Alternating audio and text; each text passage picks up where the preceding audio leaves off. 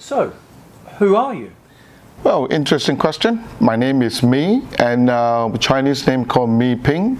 I have my family name called Lau, L-A-U.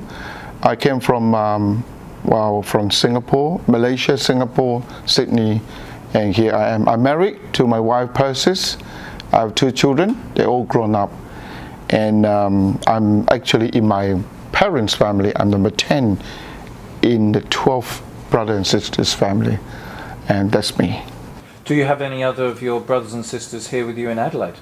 No, unfortunately. I'm quite happy that I'm here, that's right, yeah. Are they spread around the world? Yes, I have brother in Japan, I have sisters in Brunei, I have brothers and sisters in different locations in Malaysia. I have 2 sisters in Singapore, and then I'm in Australia. And do you get a chance to see them much? Oh yes. Once a year or sometimes once in 2 years. Recently I just visited 10 out of 11. Just my recent last week. Fantastic. So, yeah. So the conversation that we're going to have about cultural harmony, for example, is going to be, we want it to be kind of focused on Adelaide. Yeah.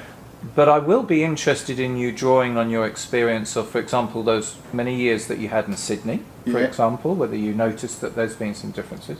Yep. But also if you've travelled that extensively, it'll be good for you to mention some of the things that how you think Adelaide compares. So as we go through the interview. No problem. So, in a simple way, what do you think are the benefits of a multicultural society? Well, to me, it's a good chance of personal self-exposure to the other cultural background people, not only in terms of language, but also the difference in the culture, their thinking, their worldview, their traditions, etc. If we take things in a positive manner, I think we will find a lot of joy and excitement while we are having kind of a relationship with other kind of people. So yes, I over the past many years I really enjoyed that, meeting up with different kind of people, expressing things in a very different way. For instance, and I can say from Chinese point of view, when sometimes we encourage people to really be serious about that decision, we will say in Chinese, think 3 times. But I think in English we normally say think twice. But Chinese say no in 3 times. And also, like Chinese kind of culture, if any invitation to the Chinese friend over for meal or for something, first time they will say no until 3 times. So don't give out when first time they do not accept your invitation. You have to do it at least 3 times. And that is the way we express our respect to other people. Is that no, I'm too humble. I'm not worth to be invited by you. So no. And then finally say yes. Yeah, I'm very happy to come. That is a kind of thinking. That's not frustrating for the person who's inviting people over for dinner, that you know that eventually they'll say yes. Yeah, that's right, you will. If you don't understand that, but that is why a lot of kind of interesting situation arises from that kind of conversation. Sure.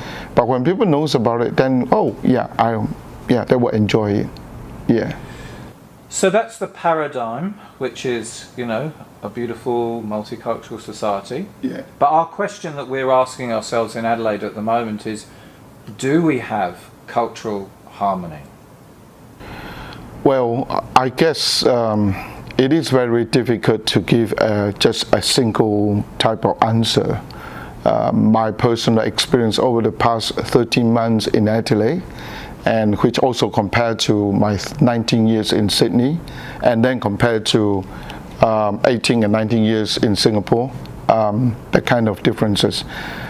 My personal observation is it all depends on to what level you are talking about the cultural or race harmony, and to what occasion, and sometimes the context can be very different. Yeah, I say yes, there is definitely, but there are, always have the much more to be done in that manner, and there will hopefully, with all the cooperation and support and a constructive kind of attitude, I believe there is a very good way that we can improve in terms of the harmony. Yeah. So coming across in the role, would you just like to say what's your role here in Adelaide? Well, I have been invited over here more than a year ago to be the one who look after people from the different background, like from African countries kind of background, from Asian country, and also how they can communicate and also working together in a harmonious way with the local people, and sometimes how I can bridge between the different culture, like between the local culture and also the cultural group where they came from other countries. Maybe they were new here, and so that is where my role to be here, look after the needs of that. Yeah. So in many ways you are a perfect person to assess what you're thinking about cultural harmony. We've been asking people, if you had to score it from 1 to 10, where might you put Adelaide? Well, if I give the answer directly, somebody will wait for me outside. No, I think Adelaide is so far of my past 30 months of experience observation, there is a great positive kind of attitude that people want to know more about the new migrants that come into Adelaide and want to learn from them. But at the same time, there is a certain degree of fear that new migrants will come in and change our lifestyle, will destroy our value system, will disturbs our kind of our way of living over here. So I guess certainly there is a good degree of people and attitude that we want to learn more and try to live together harmoniously with others. So I guess about 4 to 6 at the moment, maybe a little bit critical in that sense, but is to me maybe my attitude is we work towards in a more constructive manner. If I had have asked you to do the same thing to score for Sydney, what kind of score would you give Sydney? Generally in Sydney, my observation is about 7 to 8 around, just because of the exposures that Sydney people have over the past many years, with the influence of a massive kind of number of people from more different backgrounds and country they came in over the years, and sometimes because of the number of the size of the migrants coming into Sydney, they really create the situation whereby people in Sydney, you can't sit there and say, no, I don't want to change. They are here, we are forced to change it, and so with that kind of experience, 7, 8 about that, but still there are fair way to go. And Singapore? Singapore is a little bit different because not as complicated as in Australia. We have a majority the Chinese people, and then followed by the Malay, which is the native people, if I use the word native people, of the region. And at the same time, the Singapore government has a very clear and strict kind of regulation and policy in place. Give you one example. The government of Singapore has always tried to maintain the percentage of the population, like 76% for the Chinese ethnic group, and 14% or 15% for Malay, and 10% around that for Indian. So they want to keep that percentage so that all the policy they have set up will be able to so-called give a good guidance over whatever they need to do, the policy for the nation. and also because of the locality. Geographically, we are surrounded. Singapore is a very small country. We're surrounded by different countries, and they create certain kind of anxiety over the years, and so they need to be very careful in handling that kind of relationship with others. So yes, we acknowledge it, and we agree that people coming from different backgrounds, we need to follow the same rules. There is one set of law, etc. So yes, Singapore is a little bit different from Australia. We may take that up at another time. So in social circles or in politics, the words assimilation, integration, I'm interested in your comments on what you think about those words and whether in fact you've got alternative words we should be using to create cultural harmony. In the first instinct of assimilation, it's actually quite a strong word to the minority groups. Normally we try to use another word like multicultural. And there is a sense where people of the majority people will say, well, I acknowledge that you come from different backgrounds, you have your culture, I have my culture, they have their own culture. So we need to encourage the multicultural and cross-cultural kind of situation happen so that we will be able to know each other, etc. But I think the majority will always have to say of most of the time, say, okay, you cross into my culture, but not me to your culture. And I guess the assimilation that actually gave that kind of sense that the minority will felt, okay, if I need to assimilate myself into the big picture, big group, big major group, then I might just disappear in terms of my culture, my language, my tradition in times to come. So assimilation is a little bit strong word for the minorities, whereby integration is a little bit more friendly. But again, integration sometimes it will bring a kind of concern to the minority also. So it's always a minority and majority, that kind of differences will come out. I believe both the assimilation and integration, they have the good points. They have something that we need to pick up.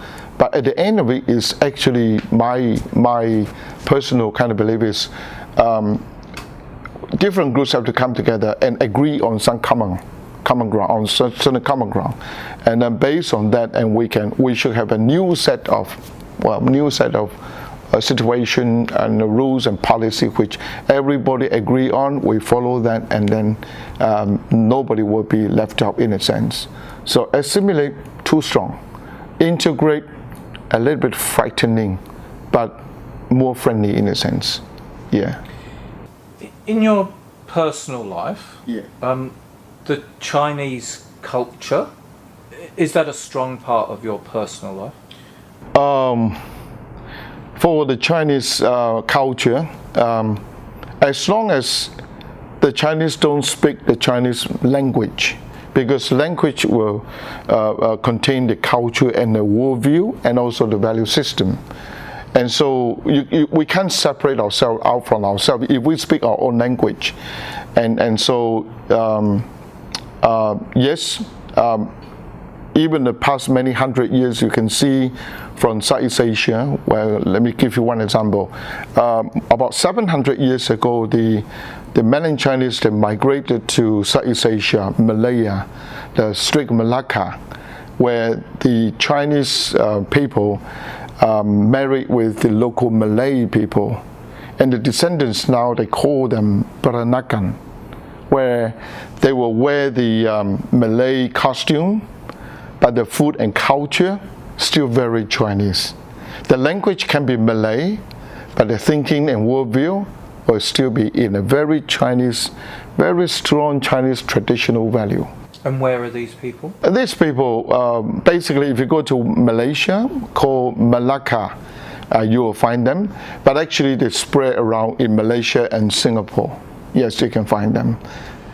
So when you came to Sydney Yep. from Singapore, had you been to Australia much before?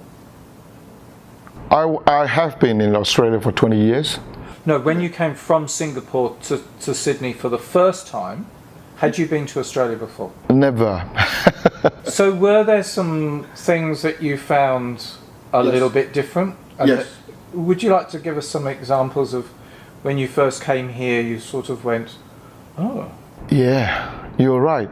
When I first arrived, I remember one day I went to window shopping and I saw something in a shop, and it was at 4:45. I want to enter the shop and look at the products. Maybe I'll be interested to buy. But the staff in the shop say, sorry, we are about to close the door. I said, well, I just want to have a look. No point to have a look because we're going to close. I'm not going to sell it to you. Well, to our culture, what? You know, it should be a great opportunity to do business. You know, if you need to stay on longer, I will wait for you until we have the deal done. But no. So there's a lot of difference on that. And also the other thing I remember, when I first arrived, my belongings actually sent by the cargo ship arrived in Sydney, and then in Singapore the way to do it is when the cargo ship arrived, dock at the harbour in Singapore in the morning, everything will be clear noontime, and before the sunset that day everything will be out of the place. But in Sydney, I was actually been told that I need to wait for 2 weeks to clear that. So it's a very different way of lifestyle and also the way of doing things. Yes, a big. At first, I thought, you know, Singapore is a place where we call it a multicultural East and West kind of culture meeting in that good location. So in terms of language, in terms of culture, yeah, I think I know quite a bit of it. But after I landed in Sydney, actually it took about 5 years to get myself into the Australian style of doing things. And until now, I'm still learning. Yeah. Yes, Yeah. there's still a lot of differences. Yeah. Can I take you back to some of those comments you just made a bit earlier, that there are things that people don't talk about. We have a lot of taboos in our society, which is probably one of the reasons that you said that you scored it sometimes between a 4 and a 6. Yeah. And you talked about that fear of new migrants, but you also said about that it would be against their value system. You talked about the majority and the minority. So what is that value system that you think that they feel is threatened? For Asian kind of culture, we are very closely connected to our ancestors. Even though, for instance, the Asian, they're born here, raised here, they are still live under the coverage of their parents and their grandparents.